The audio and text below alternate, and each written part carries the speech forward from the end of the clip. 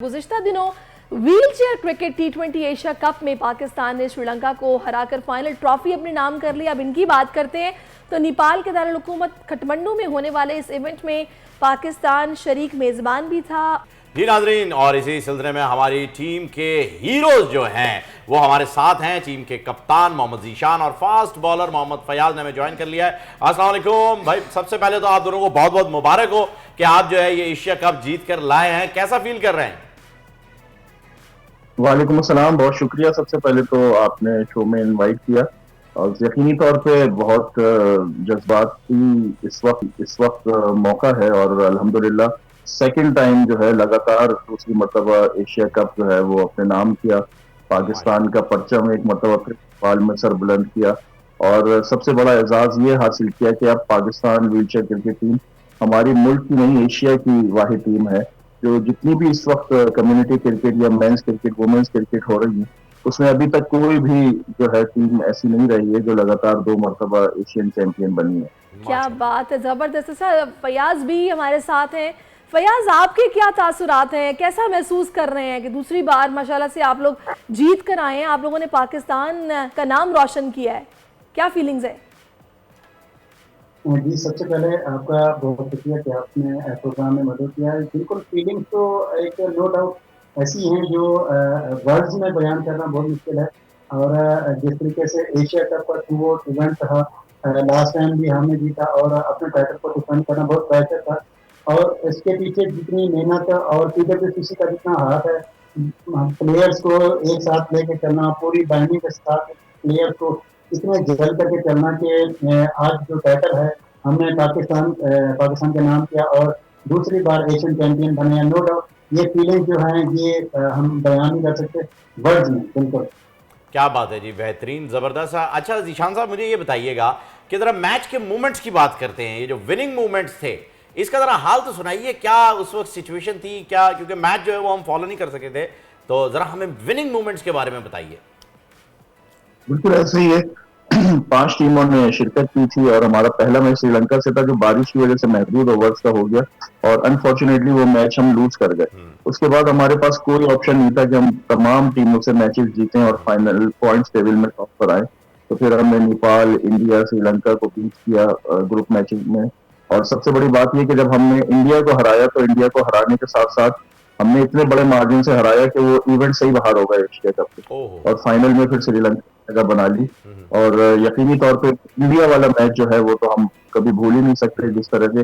और जो winning points हैं जब बिल्कुल जीत के करीब थे, जो हमारे बाहर हमारे ड्रेसिंग रूम में हमारे प्लेयर्स थे, हमारे कोच, सब लोग, मैनेजमेंट टीम सब बस इस इंतजार में थी कि बस किसी तरह ये आखिरी बॉल हो और हम ग्राउंड में जाएं और सजदा रेज हो और शुक्र अदा करें अल्लाह पाक ने इतनी इज्जत दी और अपने मुल्क के लिए हम कुछ कर सके। व्हीलचेयर पे बैठे हुए ये हमारे 15 साथी जो पाकिस्तान में हजारों लाखों लोगों की जो पर्सन विद डिसेबिलिटीज हैं उनकी नुमाइंदगी कर रहे हैं और मुल्क का नाम रोशन कर रहे हैं। सही, बिल्कुल सही कहा आपने, बहुत ज़बरदस्त। अच्छा फयाज, मुझे आप बताइएगा आपका रुझान कब पैदा हुआ क्रिकेट की तरफ, ये शौक किसको देखकर पैदा हुआ, आपका फेवरेट प्लेयर कौन सा था, किस तरह आपने सोचा कि भाई मैंने खेलनी है तो क्रिकेट ही खेलनी है?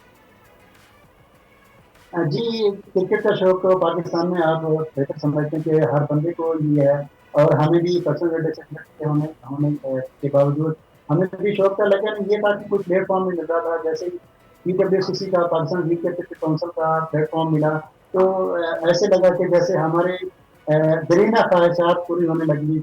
और एक से प्लेटफॉर्म ने जिस तरीके से हमें मोटिवेट किया और कुछ अलग कर दिखाने की लगन जो उन्होंने पैदा की वो आपके सामने है। बीइंग द पाकिस्तानी, और इन्होंने जब मैं स्टार्ट में ट्रायल देने आया था तो मुझे काफ़ी बॉडी लैंग्वेज मेरी मतलब वो हिसाब से नहीं थी। लेकिन जिशान साहब ने इतना मोटिवेट और मैम रुखसाना ने इतना मोटिवेट किया कि उसके बाद जो नेक्स्ट इवेंट था उसमें वर्ल्ड फास्टेस्ट बॉलर होने का एजाज भी पाकिस्तान के नाम किया। तो ये एक इंडिविजुअल बंदे की नहीं।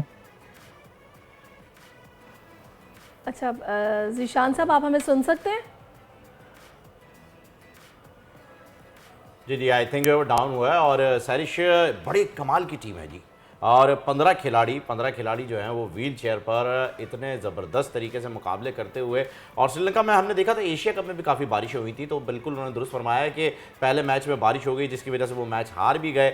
और जब बारिश हो जाती है तो फिर ये डीएलएस का जो मसला आता है ना, ये बड़ा खतरनाक आता है जी। ये जो अजीबोगरीब इन्होंने रूल्स बना रखे हैं ना क्रिकेट के, ये पता नहीं किस वजह से बना लिए हैं यार। सीधा सीधा तो मैच है, फिर क्या फ़र्क पड़ता है इस चीज़ से कि कितने ओवर रह गए कितने नहीं, आप थोड़े से टाइम बढ़ा लें। क्या होती है इसकी वजह? हरीश, आपके ख्याल में क्यों इसकी ज़रूरत पेश है? जाहिर है वहीम, अब हालात व वाक़यात को देखते हुए अगर रूल्स नहीं बनाएंगे तो वो खेल जाहिर है फिर वो डिले में चला जाएगा, अगले दिन उससे अगले दिन उससे अगले दिन। और बारिश तो अपना रंग अगर जमाते, बाजू का तो मानसून का सिस्टम इस तरह चलता है कि डेली बेसिस पे चीज़ें चल रही होती हैं, तो ऐसे रूल्स का मेथड्स का होना भी बहुत ज़रूरी है। जीशान भी हमारे साथ है। अच्छा, मैं जीशान साहब आपसे ये जानना चाहूँगी, हम अपनी कौमी क्रिकेट टीम के हवाले से सुनते हैं जनाब जी फेवरेटिज्म हो गया, पॉलिटिक्स चल रही है, दोस्तियाँ निभाई जा रही हैं। आप मुझे बताइएगा कि ये जो व्हील चेयर क्रिकेट टीम है, क्या यहाँ पर हालात भी कुछ इसी किस्म के हैं या फिर मुख्तलिफ हैं, या मेरिट पे खेल रहे हैं? मेरिट पर खेल रहे हैं सब? नहीं, अल्हम्दुलिल्लाह हम तो प्योरली मेरिट बेस्ड काम कर रहे हैं। इसी वजह से नतीजा आपके सामने कि वी आर अनबीटन और अभी तक कोई हम इंटरनेशनल सीरीज हारे नहीं। अगर फेवरेटिज्म के ऊपर हम भी चलते तो यकीनी तौर पे टीम कभी मुश्किलात का शिकार होती, कभी अप्स एंड डाउन आते, लेकिन अल्हम्दुलिल्लाह टीम विनिंग ट्रैक पे है और इंशाल्लाह जल्द वर्ल्ड कप का भी इनेकाद होने वाला है, उसकी भी तैयारियां करनी। और यहाँ पे मैं तमाम उन इदारों का, तमाम उन साथियों का शुक्रिया अदा करूंगा जिनकी बदौलत टीम वहां तक पहुंची और टीम ने जो है वो टाइटल अपने नाम किया। सबसे पहले पाकिस्तान क्रिकेट बोर्ड की सरपरस्ती और जिस तरीके से ज़का अशरफ साहब जो चेयरमैन मैनेजमेंट कमेटी है उनका और पूरी जो मैनेजमेंट कमेटी का मैं तहे दिल से शुक्रिया अदा करूंगा। उनकी बदौलत हम वहाँ पहुंचे और सुरखुरु किया पाकिस्तान क्रिकेट बोर्ड को ही नहीं, पूरे मुल्क को, पूरी कौम को, और वहां से हम टाइटल जीत के आए। जीशान साहब, आप तो माशाल्लाह से हैं हमारे कौमी हीरो, इसमें कोई शक नहीं है, और आपके हौसले काफ़ी बुलंद होने भी चाहिए क्योंकि आप टीम की नुमाइंदगी भी कर रहे हैं। आप 15 के 15 जो हैं, जो ये व्हील चेयर टीम का हिस्सा हैं, वो सारे के सारे हमारे हीरो हैं और उन्होंने हमारा सर जो है वो फ़ख्र से बुलंद कर दिया है। मैं आपसे जो है वो ये जानना चाहूँगा कि बहुत सारे ऐसे लोग हैं जो हिम्मत हार देते हैं डिसेबिलिटी की वजह से और अपने आप को बिल्कुल बेकार समझने लग जाते हैं। बेकार लफ्ज़ मुनासिब नहीं है, लेकिन मैंने यूज़ इसलिए किया है कि आम फहम में इससे मुनासिब लफ्ज़ मुझे मिला नहीं समझाने के लिए, कि वो खुद को नाकारा और बेकार समझने लग जाते हैं कि वो कुछ नहीं कर सकते। लेकिन अगर आप लोगों की तरह हौसला और हिम्मत हो तो वो मुल्क का परचम जो है वो किसी और सरजमीन पर भी लहरा सकते हैं, बुलंद कर सकते हैं और फ़ख्र से जो है वो पूरी कौम का सर बुलंद कर सकते हैं। तो मैं सिर्फ आपसे ये जानना चाहूँगा कि ये आपकी जो शुरुआत हुई क्रिकेट की तरफ आने की, आपकी इंस्पिरेशन क्या थी? देखिए, इंस्पिरेशन तो यही थी कि क्रिकेट खेलने का शौक था और उस टाइम पे तो हमारे स्टार्स जो हैं इमरान खान, जावेद मियांदाद, वसीम अकरम, वकार यूनुस और इस तरह के बड़े बड़े नाम।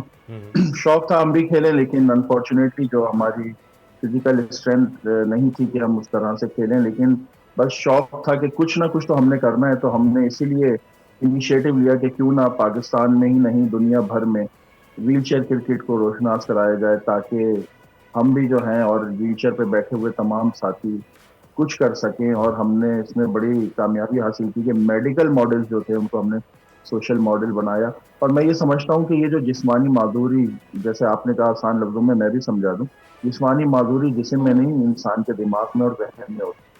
अगर वहां से आपने उस माधुरी को निकाल दिया तो फिर आप सब कुछ कर सकते हैं और लाइफ में एक्सक्यूजेस नहीं होने चाहिए, क्योंकि हर किसी के पास दिन में 24 घंटे होते हैं।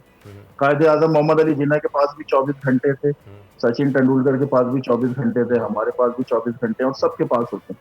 उन 24 घंटों को यूटिलाइज कैसे करना है अब ये हमारे ऊपर। बिल्कुल, आपने बड़ी अच्छी बात आपने की है जीशान साहब। अच्छा फयाज, मैं आपकी तरफ आऊंगी, आगे क्या मतलब बताइएगा, क्या प्लान्स हैं, क्या चल रहा है, कौन से अब आगे टूर्नामेंट्स आ रहे हैं जो खेलने हैं, कुछ बताएंगे?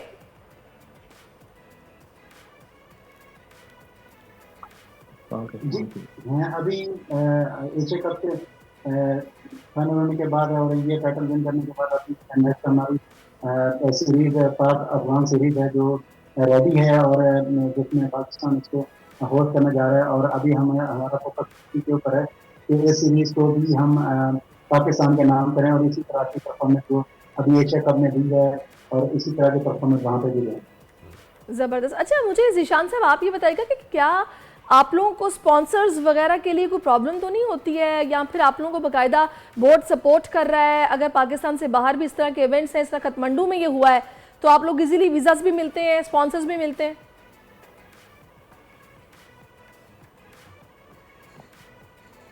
जी बिल्कुल, यहाँ पे मैं आपके तवज्जुह से एक मैसेज देना चाहूंगा कि जो कौमी हीरोज हैं, हम भी कौमी हीरो हैं जो इस वक्त टीम इंडिया में खेल रही है। हमारी उनके लिए भी नेक ख्वाहिशात हैं, हमारी कौमी टीम है कि अल्लाह ताला सुरखरू करे और इंडिया से भी वो वर्ल्ड कप वहाँ की सरजमीन से लेके आए, पाकिस्तान टीम और मुल्क का नाम रोशन करे। बात यही है कि स्पॉन्सर्स के बगैर तो हम कुछ भी नहीं कर सकते, और अभी तक जितनी भी सपोर्ट रही है और बड़ी हार्ड स्ट्रगल होती है हमारी, तो मेरी तमाम जो कॉर्पोरेट सेक्टर से और सबसे यही दरखास्त है कि वी आर नेशनल हीरोज। हमें भी आपकी सरपरस्ती और सपोर्ट की भरपूर ज्यादा जरूरत है, क्योंकि हमारी टीम, हमारे प्लेयर्स जाते हैं तो कई मतलब ऐसा हुआ है कि एम्प्टी पॉकेट्स हमारे प्लेयर्स ने मैचेस खेले हैं। लास्ट एशिया कप में भी यही सिलसिला था, उसके बावजूद जोश और जज्बा सिर्फ मुल्क के लिए कि play for change, play for country जो हमारा स्लोगन है। तो मैं यही यहाँ के तवज्जुह से दरखास्त करूंगा कि इस टीम को भी आपकी भरपूर ज़रूर जी, बिल्कुल होना भी चाहिए, और जब आप इतनी मेहनत से खेल रहे हैं तो उस मेहनत का जो है वो फल भी जो है मिलना चाहिए। अच्छा, ये बताइएगा, इवेंट के बारे में बात करते हैं ज़रा। नेपाल में ये इवेंट हुआ, काठमांडू में, किस तरह से जो है वो अरेंजमेंट्स कैसे थे, कैसी मेज़बानी रही, आप लोग सेटिस्फाई थे सारी सर्विसेज के साथ, फैसिलिटीज़ के साथ? क्योंकि अभी जो इंडिया की मेज़बानी है वो तो आपके भी सामने ही है कि क्या माहौल चल रहा है वहाँ।